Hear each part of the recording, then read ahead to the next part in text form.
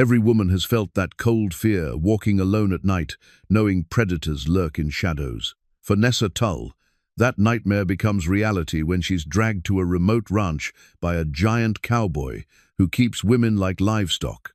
Brock the ox stands 7 feet tall and has turned kidnapping into his twisted hobby. He chains his victims in a stone cellar, planning to use them for breeding and cooking. But Nessa carries something in her blood that he never expected. Strange things start happening on his ranch. Cattle die in perfect circles, wells turn black, and Nessa's eyes begin to glow with an ancient power. The land itself starts to rebel against this monster. What secret does this poor seamstress carry that can make the earth tremble and the dead rise? Before we jump back in, tell us where you're tuning in from, and if this story touches you, make sure you're subscribed, because tomorrow I've saved something extra special for you. The morning sun cast long shadows across Perdition Gulch, a town that seemed to exist in the forgotten corners of God's creation. Dust devils danced between weathered buildings that had seen better decades, their paint peeling like old scabs. The few residents who remained moved with the careful deliberation of people who had learned not to draw attention to themselves. They spoke in whispers when they spoke at all, casting nervous glances toward the hills where Brock Henley's ranch sprawled like a cancer across the landscape. Nessa Tull had arrived in this god-forsaken place 3 months ago with nothing but a carpetbag, a sewing kit, and her mother's tarnished silver locket pressed against her heart. The locket held a photograph so old the faces had faded to mere suggestions, but she cherished it as her only connection to a family she'd never really known. Her mother had died when Nessa was barely 5, taking with her all the stories and warnings that might have prepared her daughter for what was coming. At 28, Nessa had the weathered hands of someone who'd worked since childhood, but her eyes still held a spark that poverty hadn't quite extinguished. She'd set up shop in the back room of Widow Morrison's boarding house, mending clothes and altering dresses for the handful of women who could afford such luxuries. The work was honest, if sparse, and it kept food in her belly and a roof over her head. The widow had taken a motherly interest in the young seamstress, often bringing her tea and day-old biscuits while sharing the local gossip. It was during one of these visits that Nessa first heard the name that would change everything. "You stay away from the Henley place," Martha Morrison had warned, her gnarled fingers clutching her shawl tight. "That Brock, they call him the Ox for good reason, 7 feet if he's an inch, with hands that could crush a man's skull like an eggshell." Nessa had nodded politely, focused on the delicate stitching of a communion dress. Such warnings seemed distant and unreal in the safety of her small room, with afternoon sunlight streaming through gingham curtains. "I mean it, child," the widow had continued, her voice dropping to a whisper. "Women go missing around these parts. Young ones, desperate ones. The kind nobody much notices when they're gone." She'd paused, studying Nessa's face with knowing eyes. "The kind like you." The truth was, people had been disappearing from Perdition Gulch for years. Sheriff Hawkins kept the official reports buried deep in his desk drawer, accepting the monthly payments that Brock delivered in cash-stuffed envelopes. Tom Hawkins had once been an honest lawman, but 20 years of disappointment and an empty whiskey bottle had worn down his moral compass until it spun wildly, always pointing toward the path of least resistance. Dr. Edgar Meridian knew the truth about those disappearances, though he tried his best to drown that knowledge in whatever bottle he could find. The town's only physician had examined enough unmarked graves to understand what was happening, but his medical license hung by a thread, and his courage had long since dissolved in alcohol. He'd been a different man once, fresh out of medical school with dreams of healing the frontier. Now he shambled through his days in a fog of regret and rot-gut whiskey, his hands too shaky for surgery and his conscience too numb for protest. 20 miles outside town, Brock Henley's ranch house squatted against the horizon like a monument to malevolence. The building itself defied easy description, part fortress, part slaughterhouse, with thick stone walls that seemed to absorb sound rather than reflect it. Brock had inherited the land from his grandfather, along with certain family traditions that decent folk didn't discuss. At 43, Brock stood like a monument to brutality.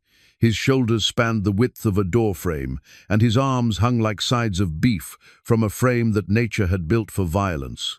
His grandfather's stories had shaped him from childhood tales of taking what you wanted when you wanted it, without apology or explanation.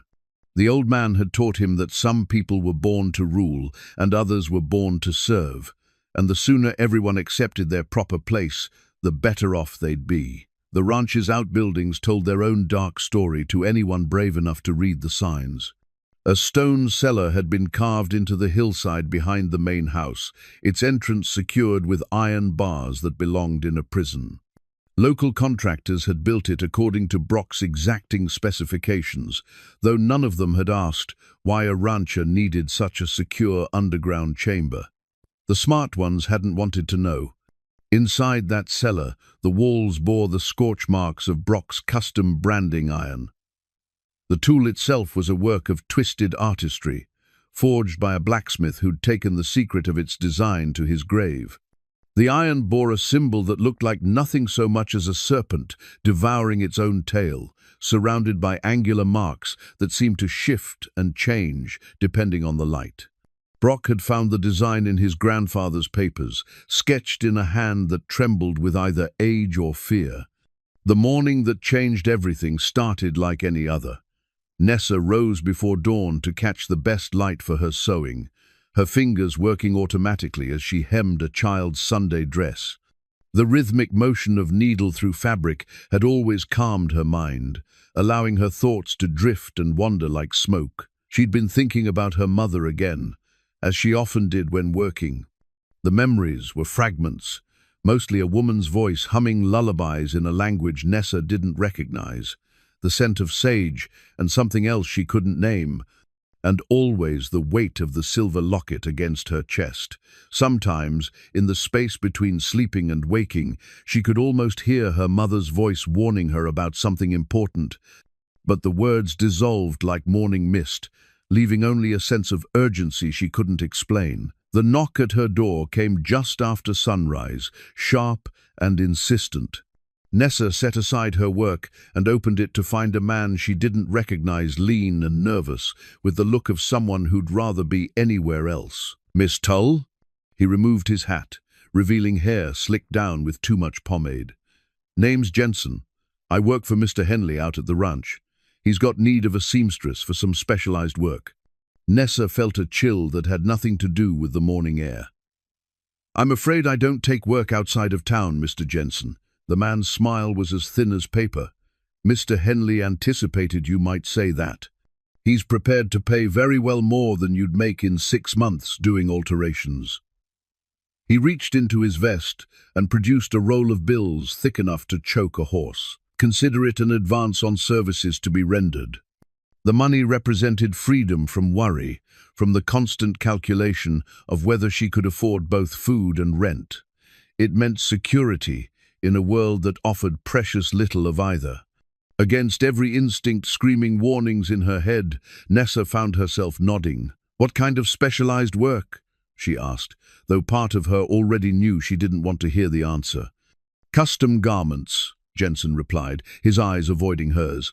"Mr. Henley has particular requirements. He'll explain everything when you arrive." Within the hour, Nessa found herself in the back of Jensen's wagon, her sewing supplies packed in a leather satchel beside her.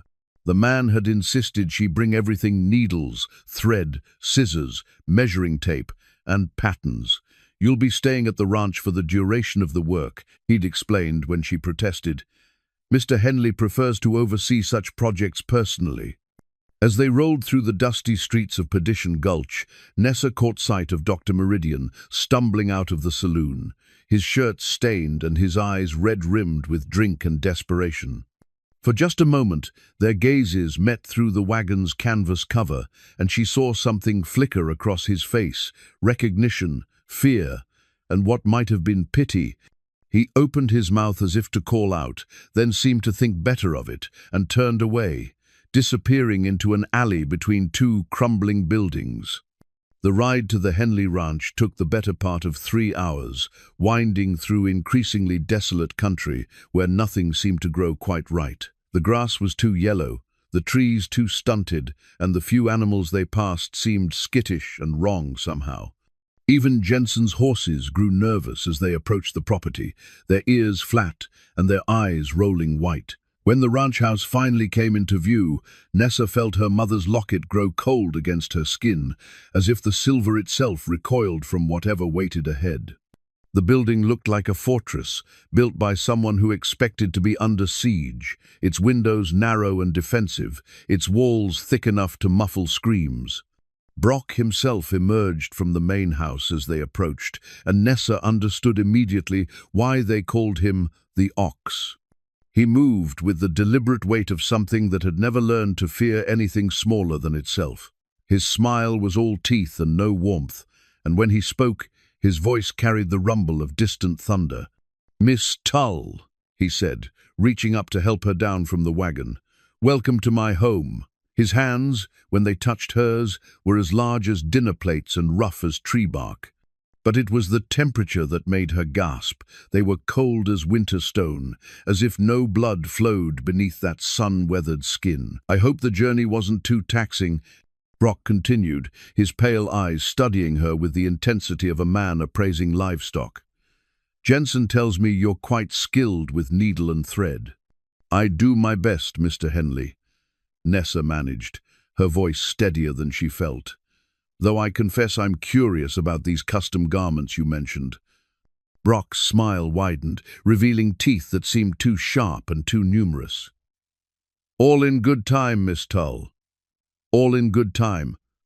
First, let me show you to your quarters. I think you'll find them quite secure."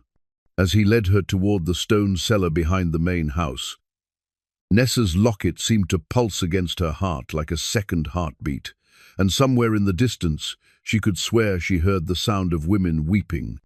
The stone cellar was everything Nessa's nightmares had never dared imagine. Carved directly into the hillside, it stretched back into darkness that seemed to swallow light itself. Iron bars sectioned off individual cells, and the air hung thick with the scent of fear and something else, something old and angry that made her skin crawl. Brock's massive frame filled the doorway as he gestured for her to enter. "Your workshop," he announced with the pride of a man showing off his finest achievement. "I think you'll find it has everything you need." The first thing Nessa noticed was that she wasn't alone. 3 other women huddled in the shadows of separate cells, their eyes hollow with despair and something worse, resignation. They looked at her with the pity of those who had already accepted their fate. Women who had learned that hope was a luxury they could no longer afford. "The previous seamstresses," Brock explained casually, as if discussing livestock.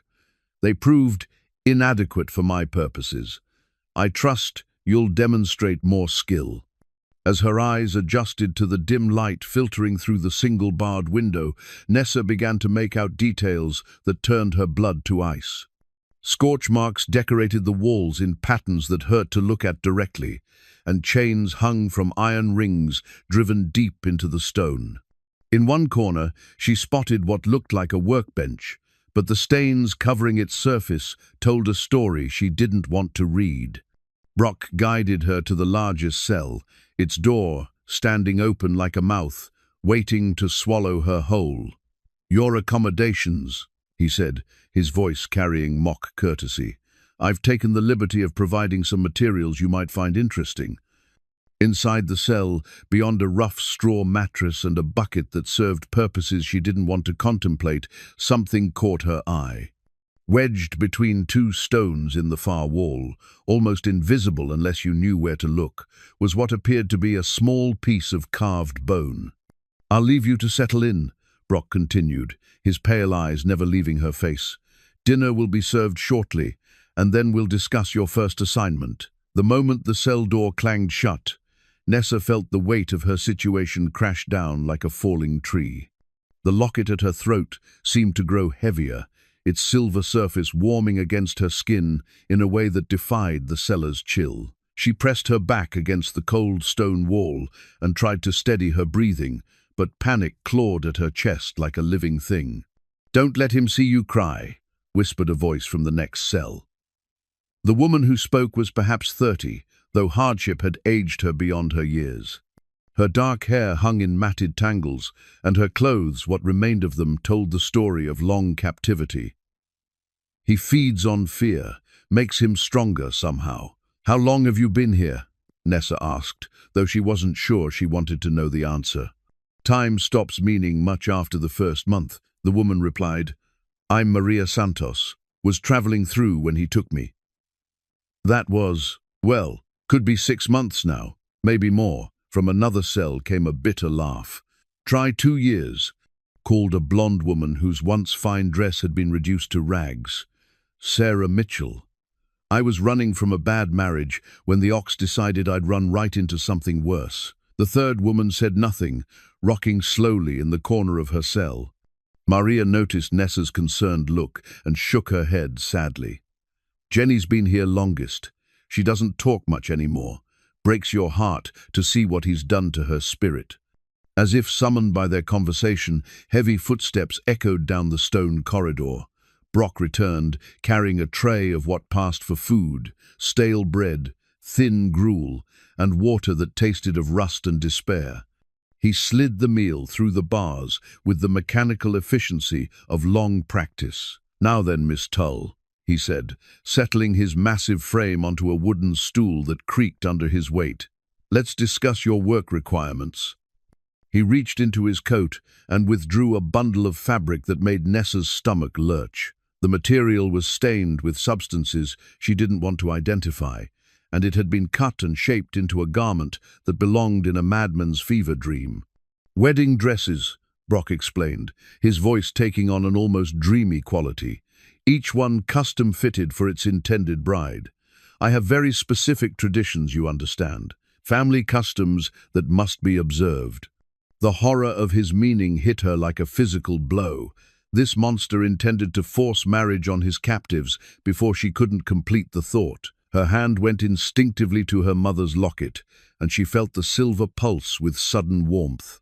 "The previous seamstresses lacked vision," Brock continued, apparently oblivious to her revulsion. "They created merely functional garments. I require something more, ceremonial, something worthy of the occasion." When she could trust her voice to remain steady, Nessa asked, "What happened to them? The other seamstresses?" Brock's smile was all teeth and cruelty. "They outlived their usefulness. I trust you'll prove more durable." That night, after Brock had returned to the main house and the cellar fell into uneasy quiet, Nessa examined the bone fragment she'd spotted earlier. Working carefully in the darkness, she managed to work it free from its hiding place.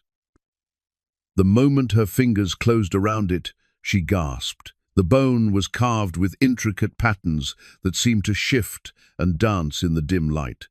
It was hollow, a whistle of some kind, and the moment she touched it to her lips, a sound emerged that no earthly instrument should have been able to produce. The note was low and mournful, like wind through a canyon. But underneath it ran something else, voices, calling across vast distances, speaking words in a language her mind didn't recognize, but her blood somehow understood. The effect on the cellar was immediate and startling. The other women looked up from their despair, their eyes suddenly alert and focused. Even poor Jenny stopped her rocking and turned toward the sound with something approaching awareness. But more disturbing was what happened outside their prison. Through the small window, Nessa could see the ranch yard, and she watched in amazement as Brock's cattle began to move in strange patterns, forming circles that hurt to look at directly.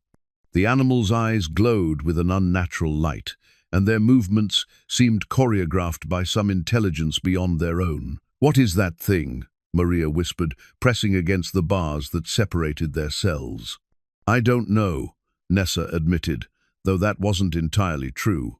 Deep in her bones, in the part of her that remembered her mother's lullabies and the weight of old warnings, she knew exactly what the whistle was: a calling device, something meant to wake powers that had been sleeping too long. The bone grew warm in her hand, and suddenly she could hear her grandmother's voice as clearly as if the old woman stood beside her. "When the time comes, Mija, you'll know what to do. The blood remembers, even when the mind forgets." Outside, the wind began to howl with voices that sounded almost human, and Nessa felt something stir in her chest, not fear this time, but something older and far more dangerous. The locket at her throat pulsed in rhythm with her heartbeat, and she realized with growing certainty that whatever was happening to her had been set in motion long before she'd ever heard the name Brock Henley. As if sensing the change in the air, Brock's voice echoed from the main house, a roar of confusion and rage that sent chills down her spine. Something was wrong with his perfect little kingdom of horror, and somehow she was the cause. The bone whistle had awakened something that had been sleeping in her blood, something that had been waiting for this moment. As Maria and the others watched in amazement, Nessa felt power flowing through her veins like liquid fire, and she knew with absolute certainty that the hunter was about to discover what it felt like to become the hunted. The rope binding Nessa's wrists had been ordinary hemp when Brock first secured it, but by morning it had become something else entirely. The fibers seemed to pulse with their own rhythm, and where they touched her skin, they left marks that looked less like rope burn and more like ancient tattoos, spiraling patterns that seemed to tell a story in a language written in flesh and pain. Brock noticed the change when he brought their morning meal, his pale eyes narrowing as he studied the transformed bindings. When he reached through the bars to examine the rope more closely, it began to smoke where his fingers made contact, forcing him to jerk his hand back with a curse that echoed through the stone chamber. "What kind of witch are you?" he snarled. But underneath his anger, Nessa detected something she'd never expected to hear in his voice: uncertainty. "I don't know what you mean," she replied honestly, though the rope seemed to tighten and loosen around her wrists as if responding to her emotions. "I'm just a seamstress." But even as she spoke the words, she knew they were no longer entirely true. The bone whistle had awakened something in her blood, and that something was growing stronger by the hour. She could feel it moving through her like warm honey, changing her in ways she couldn't yet understand. Maria had been watching the exchange with growing excitement. Once Brock retreated to the main house, she leaned as close to Nessa's cell as the bars would allow. "My grandmother told stories," she whispered urgently, "about women who carried the old blood. Women who could make the earth itself their ally." "Stories aren't real," Nessa protested, but her conviction wavered as the rope around her wrists pulsed in response to her heartbeat. "Aren't they?" Maria gestured toward the small window that offered their only view of the outside world. "Look at his cattle." Nessa followed her gaze and gasped. Brock's prize herd, which had grazed peacefully for as long as anyone could remember, now lay scattered across the pasture in perfect geometric patterns. From their elevated position in the cellar, the arrangement was clearly visible, circles within circles, with lines connecting them in ways that hurt to contemplate. Most disturbing of all, the animals weren't just lying down, they were dead, their bodies arranged with mathematical precision by forces unknown. "It started when you played that whistle," Maria continued. "Whatever's in your blood, it's calling to things that have been sleeping in this land for a long time." Throughout the day, more signs of disturbance manifested around the ranch. Brock's few remaining hired hands, men who had been willing to ignore certain irregularities in exchange for better-than-average wages, began to experience dreams that drove them from their beds screaming.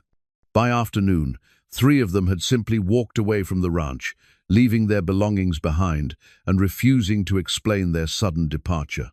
Sheriff Hawkins arrived just before sunset, his usual swagger notably absent as he surveyed the dead cattle and spoke in hushed tones with Brock near the main house. Even from their prison, the women could hear the tension in their voices, though the specific words were lost to distance. "Tom's scared," Sarah observed from her cell.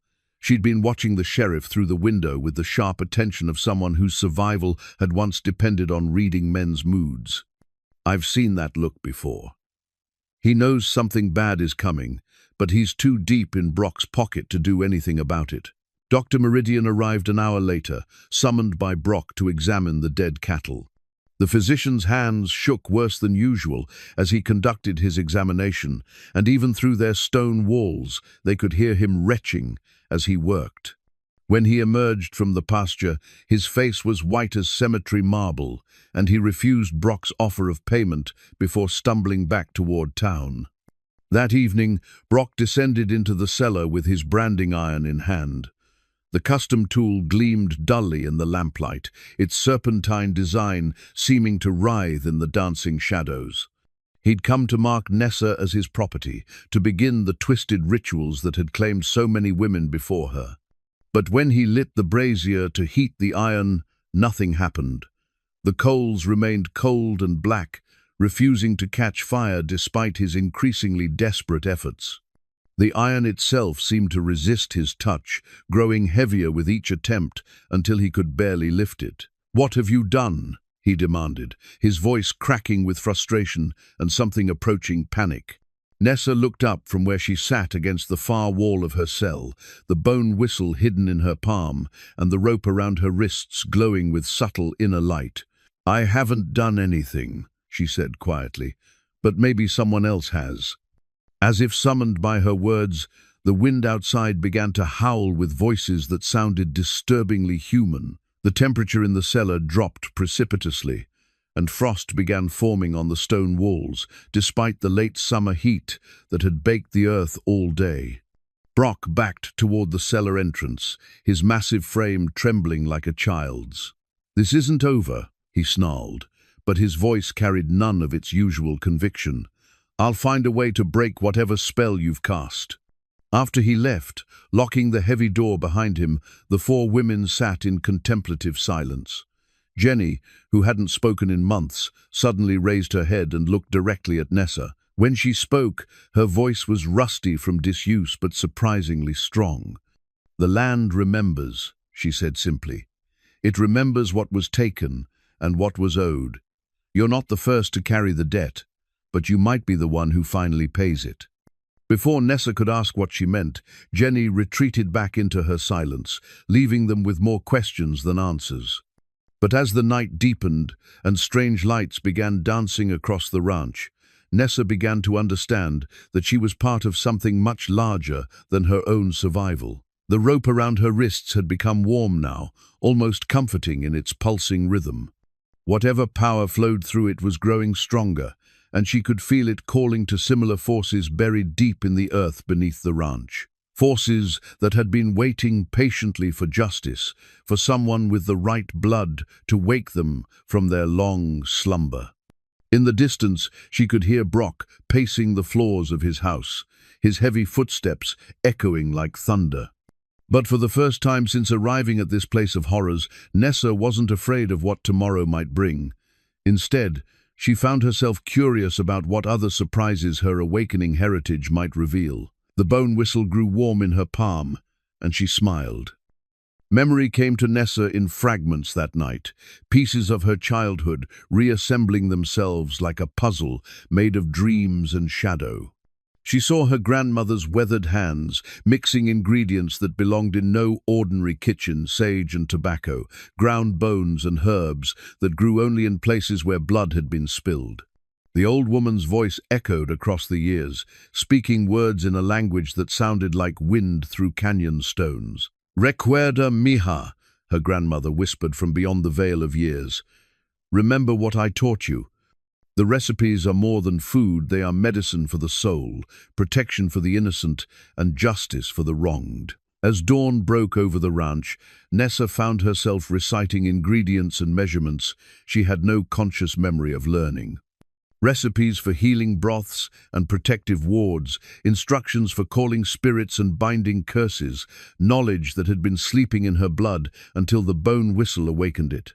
Maria watched with growing excitement as Nessa began drawing patterns in the dirt floor of her cell, her fingers moving with the certainty of long practice despite her conscious bewilderment. The designs seemed to glow with their own inner light, and wherever Nessa's touch lingered, small plants began to sprout from the barren earth. "My grandmother was curandera," Maria whispered, pressing close to the bars that separated them. "She taught me to recognize the signs. You're not just awakening to your power, you're remembering it." The plants growing around Nessa's cell were unlike anything that should have been able to survive in the stone cellar's harsh environment. They formed precise geometric patterns, their leaves and flowers creating symbols that seemed to shift and change when viewed directly. Some bore thorns sharp as needles, while others exuded fragrances that made the stale air smell of spring meadows and clean rain. By mid-morning, the supernatural disturbances had spread beyond the ranch boundaries. "Doctor," Meridian stumbled into his office to find his medical texts rearranged on their shelves, organized now not by subject, but in patterns that told stories of old wounds and older remedies. His hands steadier than they'd been in years, he began reading about treatments that had been forgotten for generations, healing methods that combined conventional medicine with practices his university training had never acknowledged. Meanwhile, Brock's remaining ranch hands reported increasingly disturbing incidents. Tools moved on their own during the night, rearranging themselves into configurations that served no practical purpose but created an overwhelming sense of unease. The well water turned brackish, then clear, then brackish again, as if something deep underground was testing its strength against pipes and pumps. Most unsettling of all, the horses had begun to speak, not with human voices, but with sounds that carried meaning beyond mere animal communication. They spoke of riders who had passed through generations ago, of women taken in the night, of promises made in blood and broken in worse ways. The ranch hands who heard these equine testimonies found themselves unable to sleep, unable to eat, unable to do anything but pack their belongings and flee toward town. Brock himself had barricaded himself in the main house, his massive frame reduced to pacing the length of his parlor like a caged animal. He'd tried everything he could think of to reassert control, threatening the women, attempting to heat his branding iron with different fires, even praying to a god he'd abandoned long ago. Nothing worked. The ranch was slipping away from him, transforming into something that obeyed laws older than human law. In the cellar, Jenny had begun to speak more frequently, her words carrying the weight of prophecy. "The cookbook was her grandmother's," she said, nodding toward Nessa, "passed down through women who knew how to turn food into medicine, medicine into protection, protection into power." Sarah leaned forward, her businessman's mind struggling to process what she was witnessing. "You're talking about magic, real magic. I'm talking about knowledge," Jenny replied. "Knowledge that some people called magic because they couldn't understand it. Knowledge that got women burned as witches when they used it to protect their families and communities." As if responding to Jenny's words, Nessa felt more memories surface her mother, teaching her to dry herbs in specific patterns, to combine ingredients according to phases of the moon, to speak words of blessing over meals that would nourish more than just the body. The recipes had seemed like folklore then, quaint traditions kept alive, more from sentiment than belief. Now she understood they were instructions for survival. The rope around her wrists had begun to change again, its hemp fibers transforming into something that looked more like woven light than ordinary material. Where it touched her skin, new patterns appeared, not burns or scars, but markings that seemed to be written from the inside out, as if her very bones were inscribing themselves on her flesh. Dr. Meridian appeared at the cellar window just before noon, his face pressed against the bars as he studied the women with eyes that held more clarity than they'd shown in years.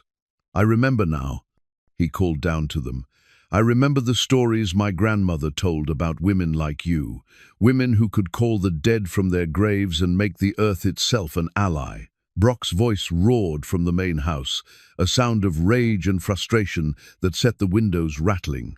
Whatever control he'd once maintained over his little kingdom of horrors was crumbling, and everyone could feel it. The very air seemed lighter, as if a crushing weight was slowly being lifted. "He knows he's losing," Maria observed with satisfaction. The land is rejecting him, just like it should have done years ago. As the day wore on, more changes manifested throughout the ranch. The barn doors swung open on their own, revealing stalls that had been converted into holding cells. The sight of chains and shackles bolted to the walls told a story that made even hardened witnesses sick to their stomachs. But now those instruments of torment began to rust and crumble, falling apart as if accelerated time was reclaiming them. In the kitchen garden behind the main house, plants began growing in patterns that spelled out words in a dozen different languages, all of them accusations, all of them demands for justice. The vegetables and herbs intertwined to form messages that could be read from the cellar window, testimonies from women who had suffered and died at Brock's hands. As evening approached, Nessa felt the full weight of her inheritance settling around her shoulders like a mantle woven from moonlight and memory. She was no longer just a seamstress caught in a monster's web.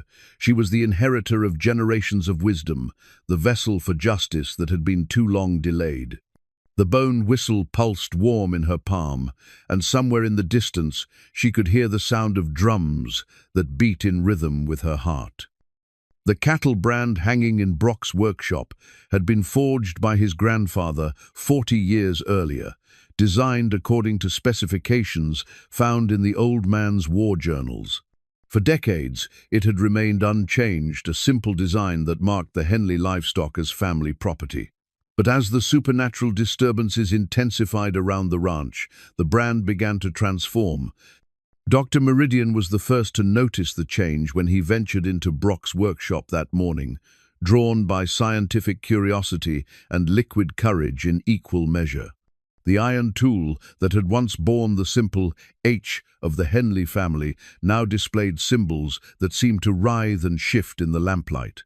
Angular marks surrounded what looked like a coiled serpent, and beneath it all, new characters had appeared, symbols that belonged to no alphabet he recognized, but that somehow conveyed meaning anyway. "My God," he whispered, his hands shaking as he examined the transformed brand. "It's Cherokee. These are Cherokee warning symbols." The revelation sent him stumbling back toward town, his mind racing with implications he was still too afraid to fully accept. In his office, he pulled out medical journals and historical texts, searching for anything that might explain what he was witnessing. What he found in the dusty pages of local history books made his blood run cold. The land where Brock's ranch now stood had once been the site of a Cherokee settlement, a peaceful community that had existed for generations before the coming of European settlers.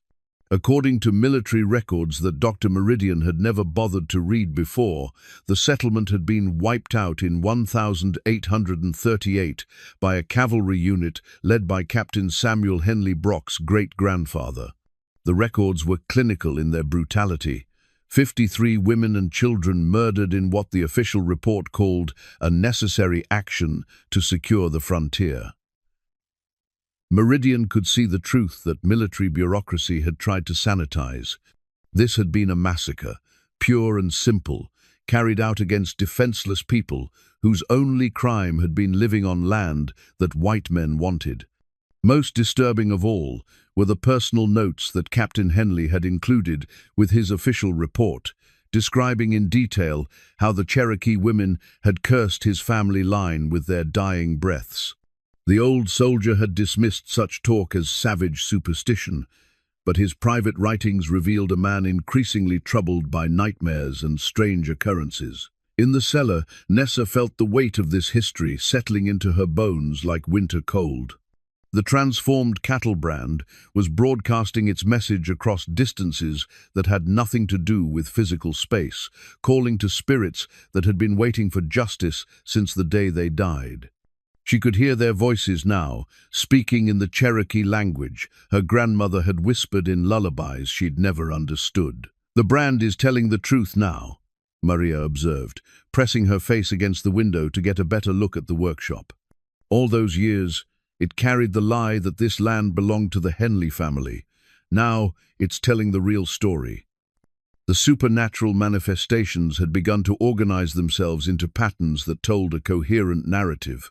In the pastures where Brock's cattle had died, new growth appeared overnight, not grass or wildflowers, but corn and beans and squash planted in the traditional Three Sisters formation that Cherokee farmers had used for generations. The plants grew with impossible speed, reaching maturity in hours rather than months, their presence a declaration that this land remembered its true children. Around the main house, the very foundations began to shift and settle, revealing the post holes and fire pits of the original Cherokee settlement. Artifacts buried for nearly a century pushed their way to the surface: pottery shards, stone tools, and most significantly, bones. The remains of the massacre victims had been hastily buried by Captain Henley's men, but now they demanded proper recognition. Sheriff Hawkins arrived at the ranch just after noon, summoned by increasingly frantic messages from Brock. The lawman's usual swagger had been replaced by the careful movements of someone who knew he was walking on unstable ground. He'd spent the morning fielding reports from terrified townspeople who claimed to see Cherokee warriors walking the streets of Perdition Gulch, translucent figures who pointed accusingly at anyone who met their gaze. "This has to stop, Brock," Hawkins said, his voice carrying none of its usual authority. "The whole town's going crazy. People are talking about calling in the territorial government." Brock emerged from his barricaded house, looking like a man who hadn't slept in days. His clothes were rumpled, his eyes red-rimmed with exhaustion and something approaching madness. "You think I don't want it to stop?" he snarled. "You think I'm doing this on purpose?" The sheriff gestured toward the cellar where the women were imprisoned. "Let them go, Brock. Whatever's happening here, it started when you brought that seamstress. Send them all back to town and maybe—" "I can't." Brock's voice cracked like a whip. "Don't you understand? If I let them go now, they'll tell everyone what I've done. What we've done. Your monthly payments. Tom, where do you think people will assume that money came from?" The accusation hung in the air between them like a poisonous cloud. Sheriff Hawkins had known, on some level, what those cash payments represented. He'd chosen willful ignorance over moral courage, and now that choice was coming back to haunt him in ways he'd never imagined.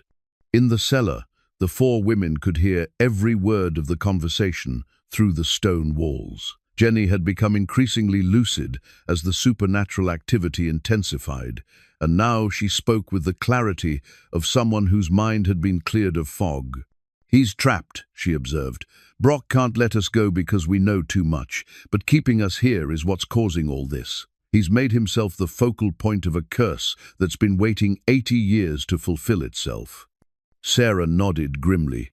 A businessman's nightmare, trapped in a deal that's destroying him, but unable to back out because the exit costs are too high. As if responding to their analysis, the transformed cattle brand in the workshop began to glow with its own inner light. The Cherokee symbols seemed to pulse in rhythm with heartbeats that belonged to women who had died long before any of them were born, and the coiled serpent design began to move, its metal form writhing like a living thing. Dr. Meridian, still researching in his office, found references to Cherokee prophecies about the return of the dead. According to the fragments he could piece together, the Cherokee believed that great injustices created spiritual debts that accumulated interest across generations. When the debt became too large to ignore, the dead would return to collect what was owed with compound interest that took the form of supernatural retribution. As evening approached, the ranch had become a nexus where past and present converged. The Cherokee settlement was rebuilding itself through supernatural means, overlaying its ghostly structures on Brock's buildings like a double-exposed photograph. The workshop, where he'd tortured so many women, now shared its space with a Cherokee medicine lodge, and the cattle brand that had marked his property now served as a beacon, calling the spirits home. In her cell, Nessa felt the final pieces of her heritage clicking into place. She wasn't just a descendant of Cherokee women, she was the inheritor of their sacred duty to protect the innocent and punish the guilty. The bone whistle in her palm had become warm as living flesh, and the rope around her wrists pulsed with power that grew stronger with each passing hour. The time for passive resistance was ending. Soon, it would be time for justice. The sacred tobacco pouch materialized in Nessa's cell just before midnight, appearing between one breath and the next, as if the stone walls themselves had given birth to it. The leather was soft with age and decorated with beadwork that told stories in colors that seemed to shift and change in the dim light. When Nessa's fingers closed around it, she felt the weight of generations, not just of the tobacco itself, but of all the prayers and ceremonies it had witnessed. Maria recognized the significance immediately. "Tobacco sagrado," she whispered reverently. "My grandmother always said it was the bridge between the living and the dead." With trembling fingers, Nessa opened the pouch and breathed in the rich, earthy scent that rose from within. This wasn't ordinary tobacco.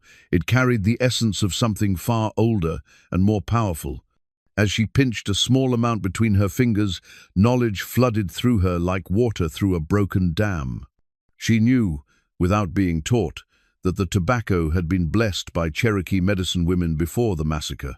She knew that it had been hidden away, waiting for the right descendant to claim it. Most importantly, she knew exactly how to use it to communicate with the spirits that had been trying to reach her since the moment she'd blown the bone whistle. The ritual came to her as naturally as breathing.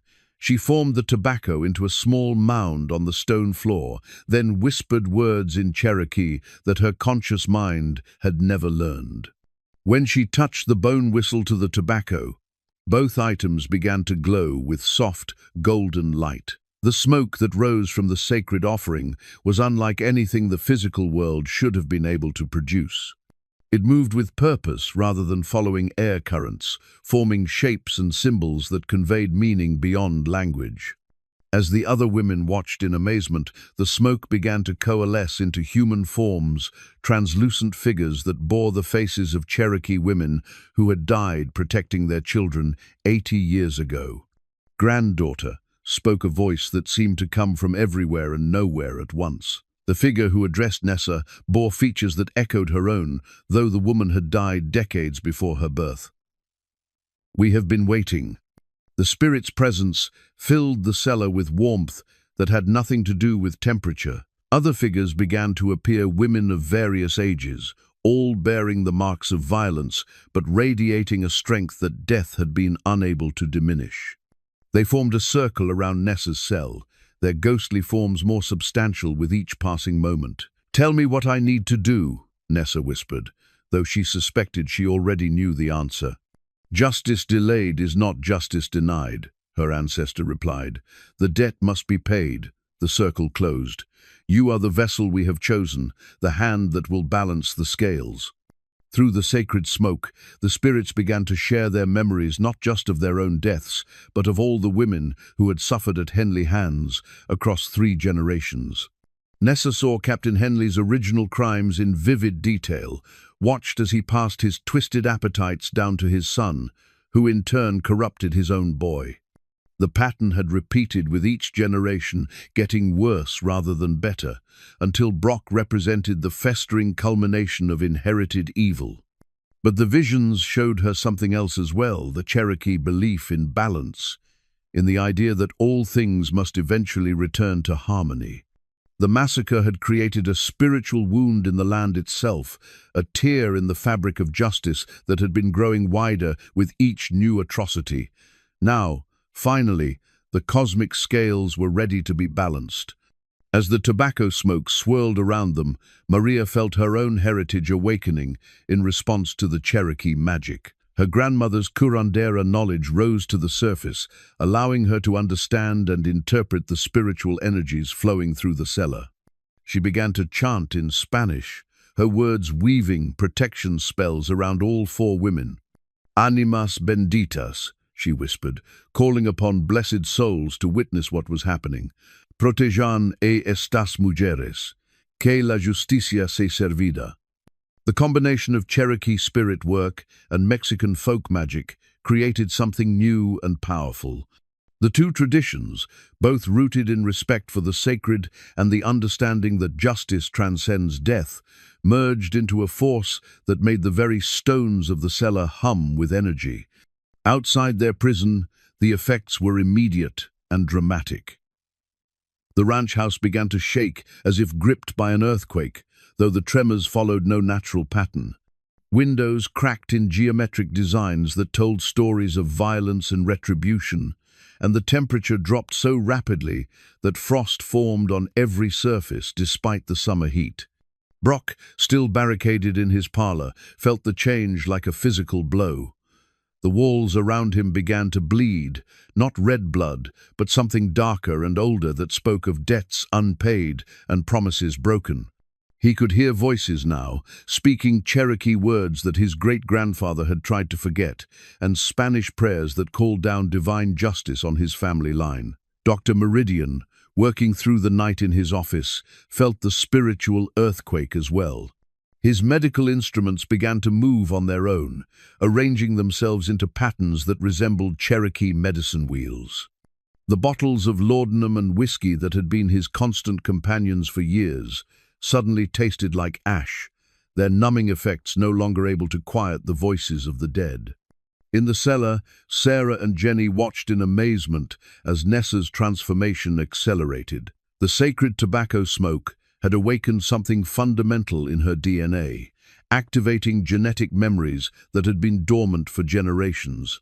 Her eyes began to glow with the same golden light as the tobacco, and the patterns on her skin spread until she looked like a living map of Cherokee spiritual geography. "The spirits are telling me about the others," Nessa said, her voice carrying harmonics that seemed to come from multiple sources. "All the women who died here, going back to the beginning. They're ready to testify." As if summoned by her words, new figures began to appear in the tobacco smoke, not Cherokee spirits this time, but the ghosts of Brock's more recent victims. They came hesitantly at first, then with growing confidence, as they realized they were finally being seen and heard. A young Mexican woman who'd been traveling to meet her fiancé, a widow who'd been seeking work as a governess, a runaway who'd thought she was escaping one nightmare only to stumble into a worse one. Each spirit added her voice to the growing chorus of accusation, and with each testimony, the supernatural pressure around the ranch intensified. The land itself was rejecting Brock's presence now, the very soil turning acidic wherever his feet touched it. Plants withered at his approach, and animals fled in terror from his scent. Sheriff Hawkins, still at the ranch and growing more desperate by the hour, tried one last time to convince Brock to surrender. "It's over," he said, his voice cracking with strain. "Whatever's happening here, it's bigger than both of us. Let the women go, turn yourself in, and maybe what?" Brock's laughter held no humor, only the sound of a man whose sanity was hanging by threads. "You think territorial justice will be satisfied with putting me in prison? You think these things will stop just because I confess?" He gestured wildly at the supernatural manifestations surrounding them. The Cherokee settlement was now fully visible, its ghostly buildings occupying the same space as the ranch structures, in an impossible display of overlapping realities.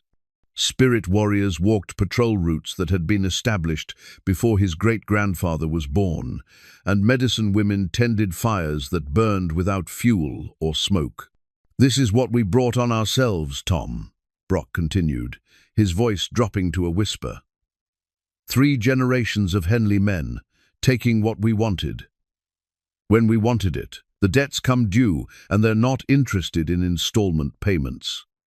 In the cellar, the sacred tobacco had burned down to glowing embers, but its work was complete. Nessa felt the full weight of her heritage settling around her like armor made of starlight and righteousness. She was no longer just herself, she was the vessel for every Cherokee woman who had died at Henley hands, the instrument through which their justice would finally be served.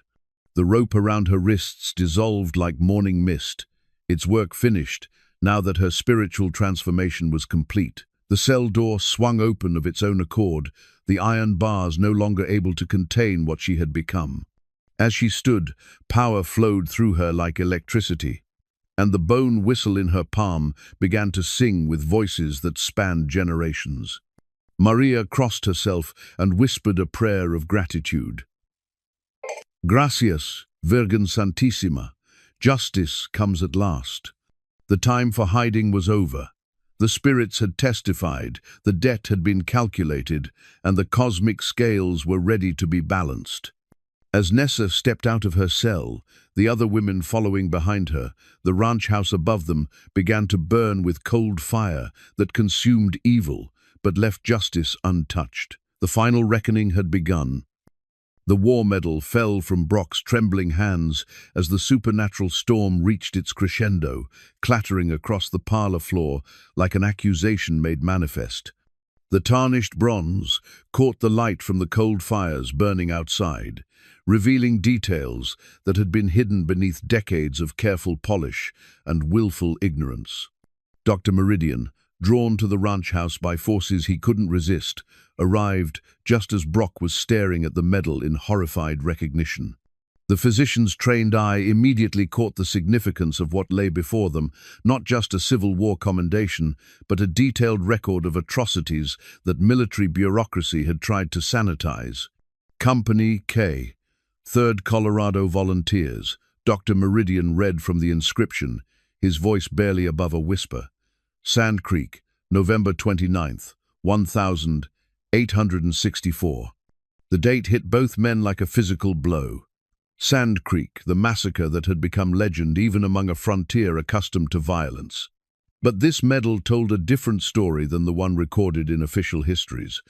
Etched into the bronze with careful precision were coordinates, dates, and a list of crimes that made even hardened men sick to contemplate. Black Kettle's Village, Dr. Meridian continued, pieces of historical puzzle falling into place. But that's not where your great-grandfather was supposed to be. According to military records, Captain Samuel Henley was stationed in Cherokee Territory during that period. The supernatural energies swirling around the ranch suddenly shifted, focusing with laser intensity on the medal and the secrets it revealed. The Cherokee spirits that had been gathering strength all week now pressed closer, their translucent forms radiating an anger that had been building for nearly a century. In the cellar, Nessa felt the change like a punch to her solar plexus. The bone whistle in her hand grew so hot it nearly burned her fingers, and the sacred tobacco pouch began to pulse with light that hurt to look at directly. New memories flooded through her, not just her own ancestral heritage, but something darker and more complex. "My God," she whispered as the truth revealed itself through the spiritual connection. "We're not just Cherokee." Maria leaned closer, sensing the significance of what was being revealed. "What do you mean?" "The massacre at Sand Creek," Nessa said, her voice carrying the weight of inherited trauma. "Captain Henley didn't just kill Cherokee women and children. He was part of the unit that attacked the Cheyenne village too. My great-great-grandmother, she was Cheyenne, not Cherokee. She survived Sand Creek only to be murdered later when she tried to find sanctuary in Cherokee territory." The revelation recontextualized everything that had been happening at the ranch. This wasn't just about one isolated atrocity, it was about a pattern of violence that had spanned multiple tribes and communities. Captain Henley had been a specialist in killing indigenous women and children, a man who had turned genocide into a personal mission. But the war medal revealed an even more horrifying truth. Etched in tiny script around the edges were the names of his victims, recorded with the meticulous attention to detail of a man who took pride in his work. 53 Cherokee women and children, 47 Cheyenne, 32 Arapaho. The numbers went on and on, a ledger of death that represented hundreds of lives cut short by one man's twisted appetites. "He kept score," Brock whispered, the full horror of his inheritance finally becoming clear. The old bastard kept score like it was some kind of game. Dr. Meridian's medical training helped him recognize the psychological profile emerging from the evidence. "Serial killer," he diagnosed grimly. Before the term existed, before anyone understood what they were dealing with. Your great-grandfather wasn't just a soldier following orders. He was a predator who used the chaos of the frontier to feed his compulsions. The supernatural response to this revelation was immediate and overwhelming. The Cherokee spirits that had been haunting the ranch were suddenly joined by Cheyenne and Arapaho dead, their combined presence creating a spiritual maelstrom that threatened to tear reality apart at the seams. The ranch house began to buckle under the weight of so much accumulated grief and rage. In the cellar, Nessa's transformation accelerated beyond anything she could have imagined. She was no longer just channeling Cherokee power, she had become the focal point for justice that transcended tribal boundaries. Her skin began to glow with patterns that represented multiple native traditions, and her eyes reflected the combined wisdom of generations of medicine women from dozens of different communities. The curse isn't just Cherokee, she realized, her voice carrying harmonics from multiple spiritual traditions. It's a coalition. All the tribes he murdered, all the women he killed, they've been working together, waiting for someone with the right bloodline to serve as their instrument. Maria crossed herself again, overwhelmed by the scope of what was being revealed. A curse that powerful, it wouldn't just affect one man. It would follow his bloodline, getting stronger with each generation. Until it found someone strong enough to channel its full power, Sarah added, her practical mind grasping the implications. Someone with the spiritual DNA to serve as a living weapon of justice. The war medal on the parlor floor began to glow with malevolent light, its bronze surface showing not just the names of the dead, but their faces as well. Each victim appeared for a moment, looking directly at Brock, with eyes that held centuries of patience and the promise of retribution finally delivered. Sheriff Hawkins, who had been growing more desperate and erratic as the evening progressed, finally snapped under the psychological pressure. "This is insane," he shouted, pulling his pistol and pointing it at the medal as if bullets could somehow stop the supernatural reckoning. "It's just a piece of metal. It can't hurt anyone."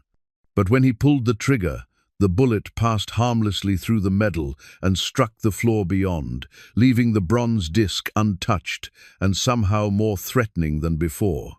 The spirits of Captain Henley's victims began to laugh not with humor, but with the terrible satisfaction of those who had waited so long for justice that they had forgotten mercy. Dr. Meridian, his scientific mind struggling to process what he was witnessing, found himself thinking about balance and equilibrium. "Energy can neither be created nor destroyed," he murmured, remembering basic principles from his university days. "All that pain, all that injustice, it had to go somewhere. It's been building up for 80 years, waiting for the right catalyst." In the cellar below, Nessa felt the final pieces of the puzzle clicking into place.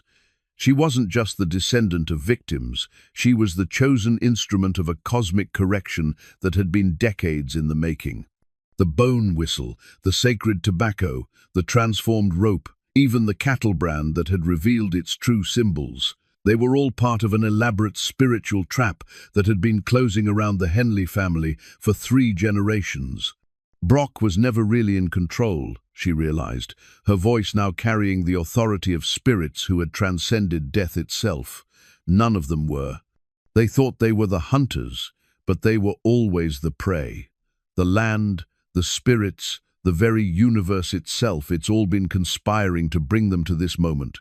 As if responding to her words, the ranch house above began to collapse in on itself, not from structural failure, but from the weight of accumulated guilt and supernatural justice. The war medal rose from the floor of its own accord, floating in the air as it began to transform into something that belonged more to nightmare than to any earthly realm. The time for revelation was over. The time for judgment had begun. Above them, Brock's screams echoed through the night as he finally understood the true scope of what his family had unleashed. The curse hadn't just been about the Cherokee women his great-grandfather had murdered. It had been about every indigenous life that Samuel Henley had taken, every community he had destroyed. every family he had torn apart in his decades-long campaign of systematic genocide. And now, finally, the bill had come due in full. The spirit bundle began to form in Nessa's hands without conscious direction, each component appearing as if summoned from the very air around her. First came a lock of hair from the Cherokee woman who had died protecting her children, then a piece of fabric from the Cheyenne mother who had tried to shield her baby with her own body, a bone button from an Arapaho grandmother's dress, a shell bead from a Lakota medicine woman's necklace. Each artifact carried the spiritual essence of its owner, and as Nessa wove them together with threads that seemed to be made of moonlight and starfire, she felt the power of every murdered woman flowing into the bundle. This wasn't just a collection of objects, it was a weapon forged from memory, grief, and the unshakable certainty that justice delayed was not justice denied. Maria watched in reverent silence as the bundle took shape, recognizing the spiritual significance of what she was witnessing. Medicina Sagrada, she whispered. Sacred medicine. My grandmother told me about such things, but I never thought to see one created. The other women, Sarah and Jenny, pressed close to the bars of their open cells, drawn by forces they couldn't understand, but instinctively recognized as righteous. Even Jenny, whose mind had been shattered by months of captivity, seemed to find clarity in the presence of such concentrated spiritual power. It's beautiful, Jenny said simply, and for the first time in months, her voice carried no trace of madness or despair. It's the most beautiful thing I've ever seen. The spirit bundle pulsed with inner light that grew brighter with each passing moment. As Nessa added the final component, a drop of her own blood, freely given, the bundle seemed to come alive in her hands. It hummed with energy that made her teeth ache and her bones sing, and she could feel the attention of spirits from across the continent, focusing on this moment like a lens concentrating sunlight. Above them, the supernatural storm was reaching its crescendo.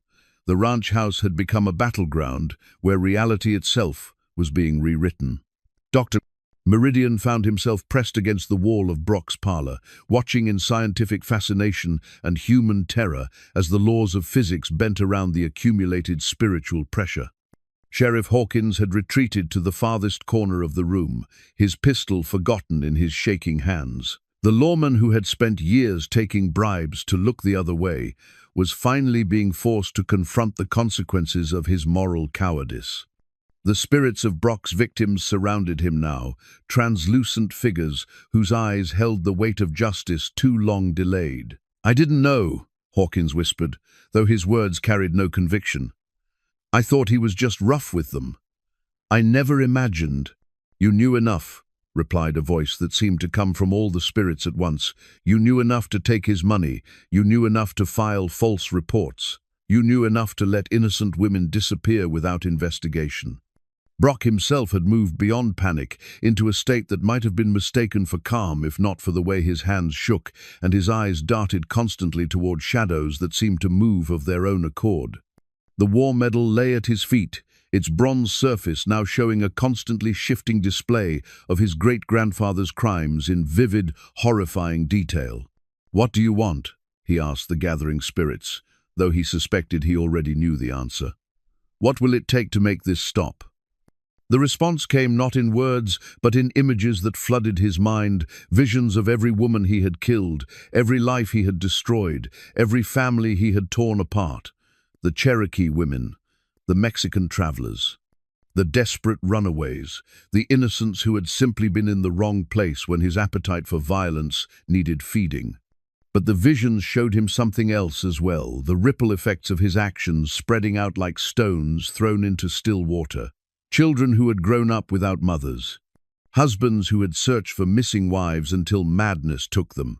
Communities that had learned to live in fear because monsters like him walked the earth with impunity. In the cellar, Nessa felt the final preparations falling into place like pieces of an enormous puzzle.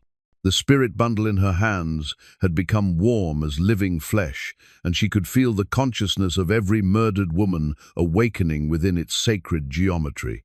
They were ready to testify, ready to demand justice, ready to see the cosmic scales finally balanced.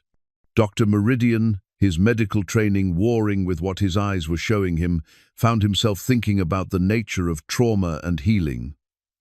"In my experience," he said to no one in particular, his voice steady despite the chaos around him, "wounds that aren't properly treated don't heal. They fester, they spread. Eventually, they poison everything around them." As if responding to his observation, the spiritual energies in the house began to organize themselves into patterns that resembled the human circulatory system. The ranch had become infected with 80 years of accumulated violence, and now the universe itself was performing surgery to cut out the diseased tissue. The Cherokee spirits began to chant in their ancestral language, words that predated European contact and carried the weight of traditions that had sustained their people for millennia. The Cheyenne dead added their voices, then the Arapaho, then spirits from tribes whose names had been lost to history, but whose pain remained as fresh as the day they died. Nessa felt herself becoming the focal point for all this concentrated grief and determination. The spirit bundle pulsed in her hands like a heart made of justice and righteousness, and she could feel her ancestors, all of them, from every tribe, every tradition, lending her their strength for what was to come. "The bundle is complete," she announced, her voice carrying across distances that had nothing to do with physical space. "The witnesses are ready. The evidence has been gathered." Outside the ranch house, the very landscape began to transform. The Cherokee settlement that had existed here before the massacre materialized with increasing solidity, its buildings and gardens occupying the same space as Brock's structures in an impossible display of overlapping realities. Medicine lodges appeared where torture chambers had been built. Sacred fires burned where blood had been spilled. Gardens bloomed where graves had been hastily dug. The effect was disorienting and beautiful, like seeing a photograph of what the world could have been if genocide had never been allowed to take root. But it was also deeply unsettling, a reminder of just how much had been lost when men like Captain Henley had decided that some lives mattered less than others. Sheriff Hawkins found himself face to face with a Cherokee woman whose children he had helped Brock dispose of years earlier. The spirit's eyes held no hatred, only a terrible patience and the absolute certainty that justice would finally be served. "You have children of your own, Tom Hawkins," the spirit said, her voice carrying the authority of motherhood transcendent. "How would you feel if someone took them from you for sport?" The question hit the corrupt lawman like a physical blow. He did have children, 2 daughters and a son, and the thought of anyone harming them filled him with rage that threatened to consume his sanity. For the first time in years, Sheriff Tom Hawkins felt the weight of genuine remorse for what his cowardice had enabled. Dr. Meridian, meanwhile, had begun to understand his own role in the supernatural drama unfolding around them.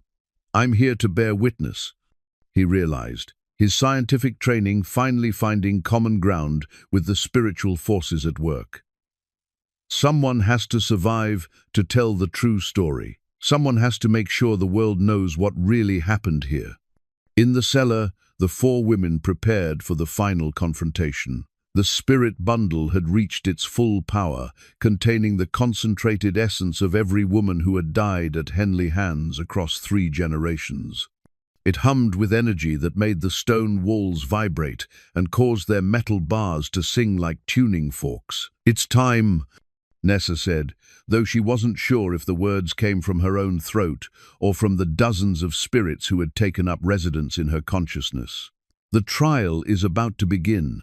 As she spoke, the cellar doors swung open of their own accord, revealing a stairway that led not just to the ranch yard, but to a courtroom where cosmic justice would finally be served. The spirit bundle blazed with inner fire, and Nessa felt herself transforming from victim to prosecutor, from prey to the instrument of divine retribution. Above them, Brock screamed as he felt the full weight of 3 generations of inherited guilt settling on his shoulders like a mountain. The war medal at his feet began to burn with cold fire, and the spirits of his great-grandfather's victims pressed closer, their translucent forms growing more solid with each passing moment. The time for judgment had arrived, and there would be no appeal from the verdict of the dead. The judgment stone rose from the earth with the slow majesty of a mountain being born. It emerged directly beneath the ranch house foundation, pushing through limestone and hard-pan clay as if they were nothing more than morning mist. The ancient granite bore carvings that predated European contact by centuries, Cherokee symbols intertwined with Cheyenne pictographs and Arapaho medicine wheels, all bound together by spirals that seemed to move when viewed directly. Brock felt the floor buckling beneath his feet as the massive stone broke through, its surface glowing with the accumulated power of generations of spiritual energy. The ranch house, built on the bones of the Cherokee settlement, began to collapse around the rising monument, its walls crumbling like paper in the face of geological forces that obeyed laws older than physics. "What is that thing?" Sheriff Hawkins screamed, his voice cracking as he watched the judgment stone continue its inexorable rise toward the ceiling. Dr. Meridian, his scientific mind struggling to process what his eyes were showing him, found himself remembering fragments of anthropological texts he'd read in medical school. "Sacred stone," he whispered. "I've read about such things in ethnographic studies. Cherokee medicine men believed certain stones could serve as conduits between the world of the living and the realm of the dead." The stone's surface began to glow more brightly, its carved symbols shifting and rearranging themselves like living text. New images appeared, faces of the murdered women, scenes of the massacres, and most disturbing of all, a precise accounting of every life that had been taken by Henley men across 3 generations. Brock found himself drawn toward the stone despite every instinct screaming at him to flee.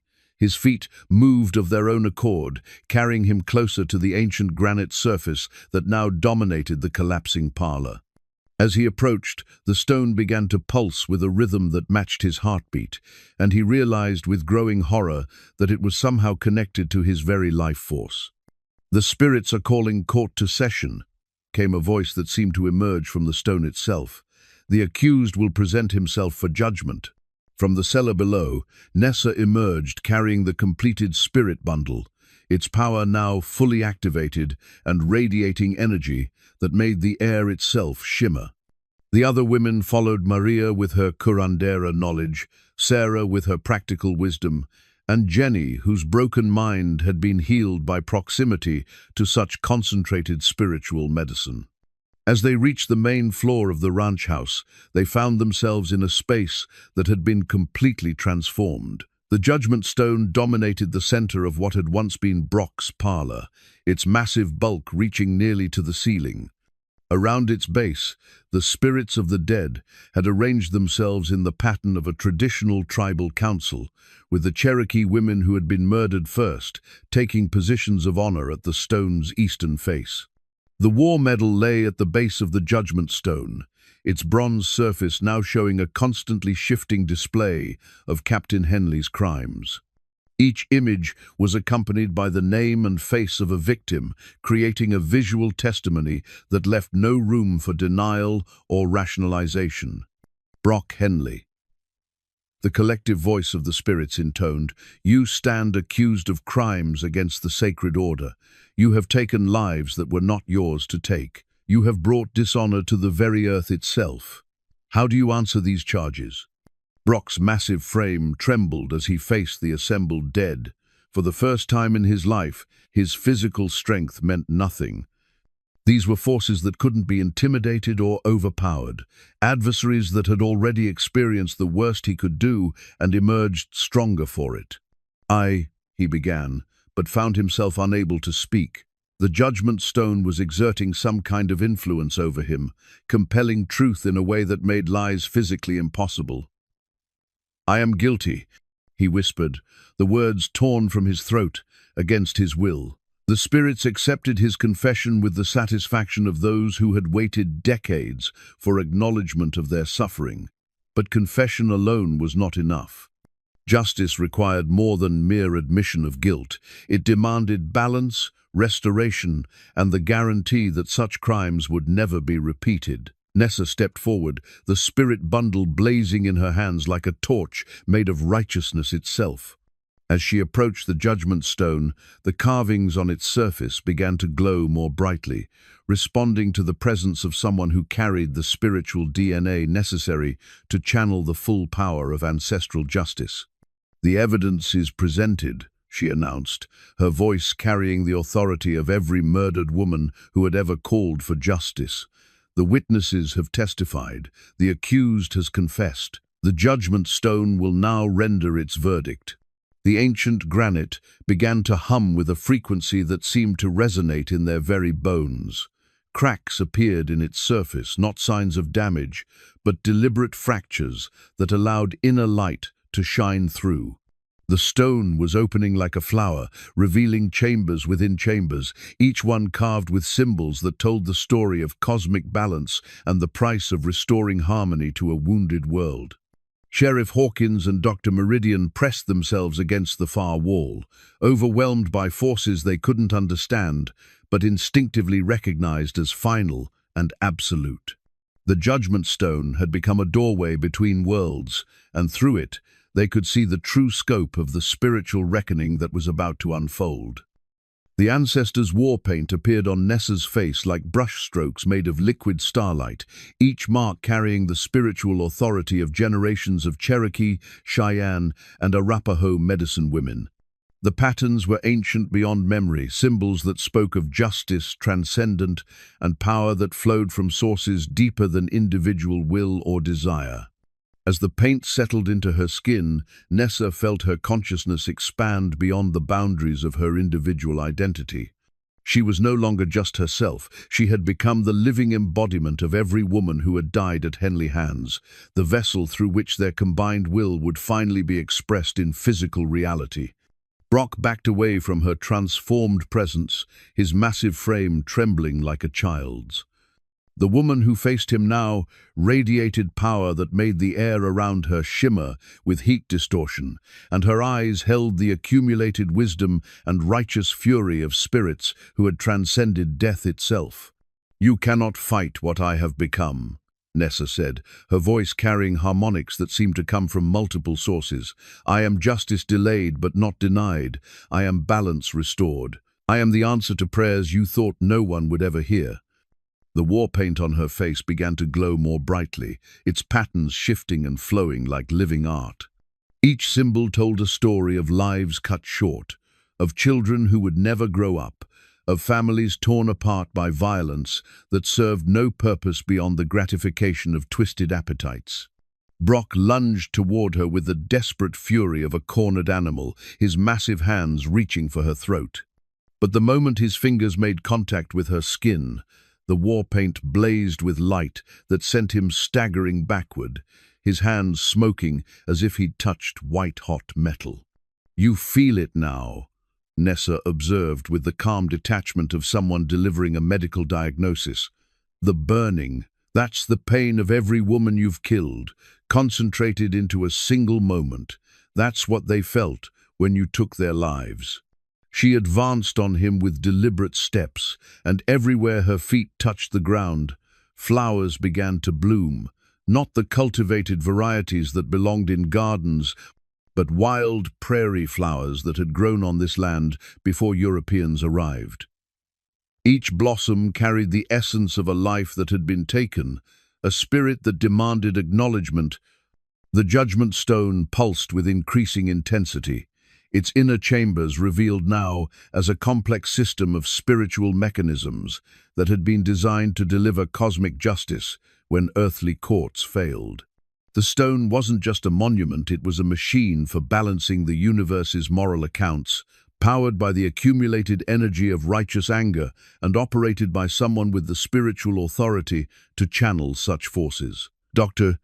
Meridian, pressed against the far wall and scribbling notes with hands that shook from terror and scientific excitement, found himself thinking about energy conservation again. The pain had to go somewhere, he muttered, his physician's training helping him understand what was happening. All that suffering, all that injustice, it's been building up for decades, waiting for someone who could focus it into a coherent force. Sheriff Hawkins, meanwhile, was experiencing his own reckoning. The spirits of Brock's victims had surrounded him, their translucent forms pressing close as they demanded an accounting for his years of willful blindness.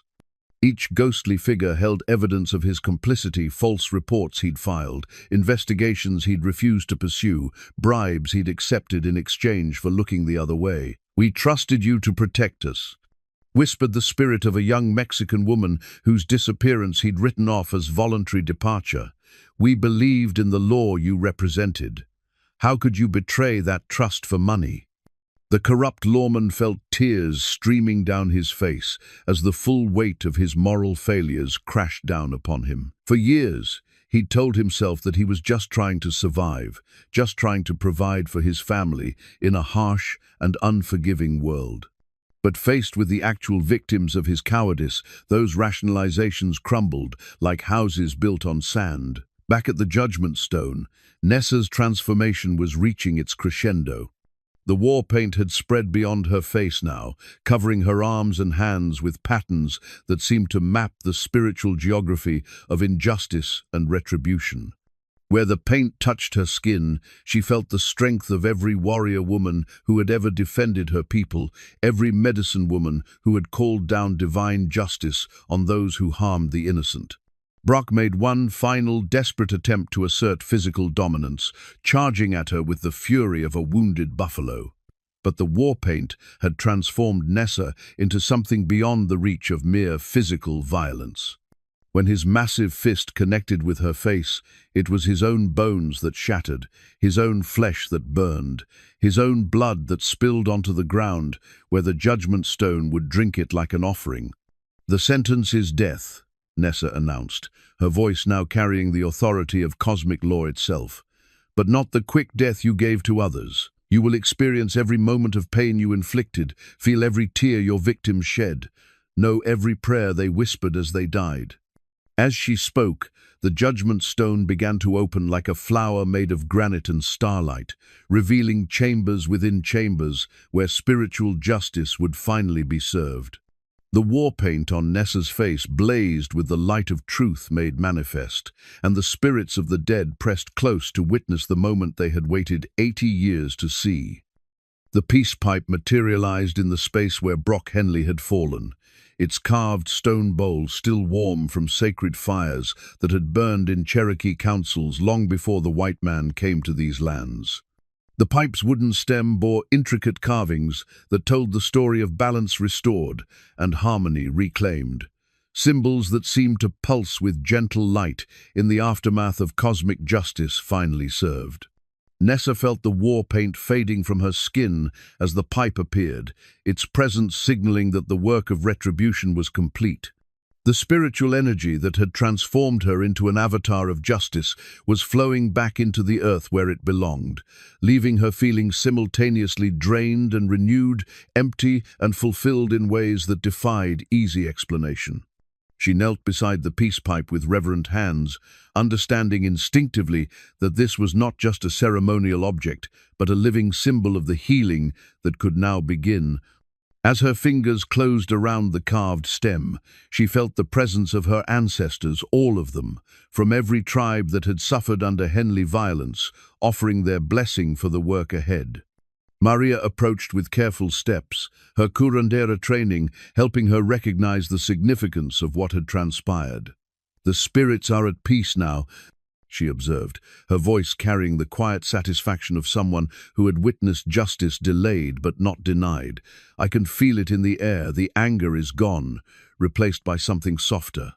Sarah and Jenny emerged from their hiding places behind the collapsed walls of the ranch house, both women moving with the tentative steps of those who had expected to die but found themselves unexpectedly delivered.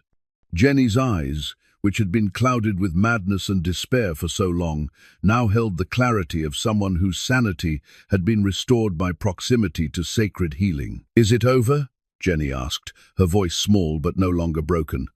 "Are we really free?" Nessa looked up from the peace pipe, her face now bearing only the faint traces of the war paint that had marked her as an instrument of cosmic justice. "It's over," she confirmed, and felt the truth of those words settling into her bones like a benediction. The debt is paid. The balance is restored. Dr. Meridian emerged from the rubble of the ranch house, his medical bag clutched in one hand and a notebook filled with observations in the other. The physician's scientific mind was still struggling to process what he had witnessed, but his healer's heart recognized the profound transformation that had taken place. "The land itself feels different," he said, gesturing toward the pastures where Brock's cattle had died in perfect circles just days before. "The air is cleaner somehow. Even the light seems softer." Indeed, the supernatural malevolence that had hung over the ranch like a poisonous cloud was dissipating with each passing moment.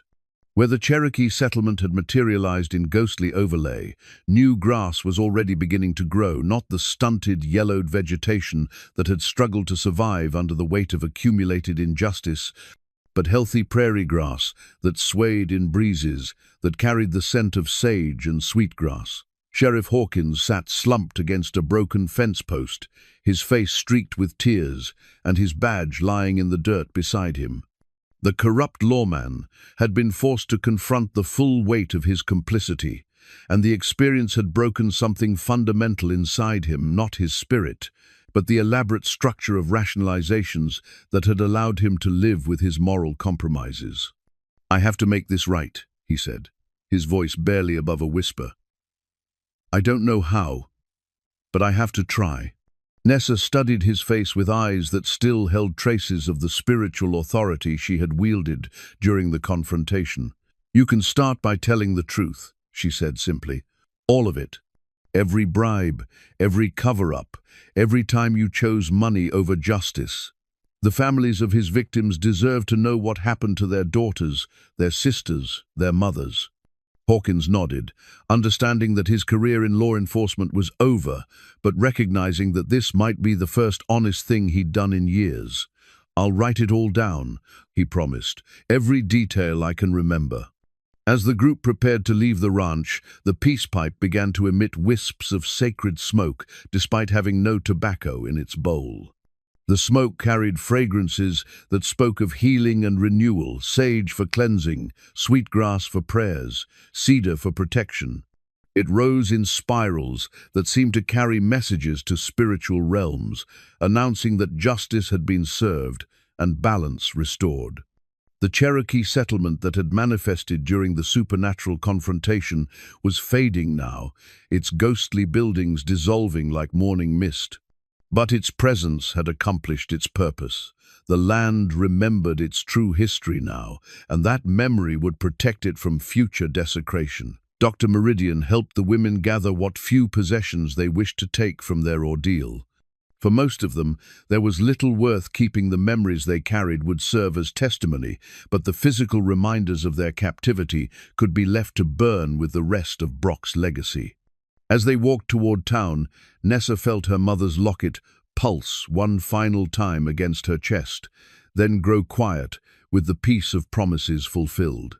The silver pendant had served its purpose as a spiritual anchor, connecting her to the heritage that had ultimately saved not just her life, but the lives of countless future victims.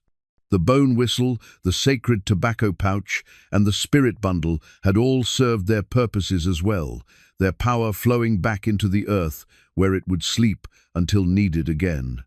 The rope that had bound her wrists had dissolved entirely, its transformation complete now that her spiritual awakening was finished. Behind them, the remains of Brock's ranch began to burn with natural fire, not the cold flames of supernatural justice, but ordinary combustion that would reduce the buildings to ash and allow the land to reclaim what had always been its own. The judgment stone sank back into the earth with the same majesty with which it had risen, its work complete until some future injustice might call it forth again. As the sun set over Perdition Gulch, painting the sky in shades of rose and gold, the four women walked toward a future that held uncertainty but no longer held terror. They carried with them the knowledge that justice, though sometimes delayed, was never truly denied, and that the spirits of the dead would always be watching, ready to rise again if the living forgot the lessons written in blood and starlight. The peace pipe smoke continued to rise into the evening sky, carrying prayers of gratitude and promises that this sacred ground would never again be polluted by violence against the innocent. The healing had begun, and with it, the hope that some wounds, no matter how deep, could eventually be made whole again.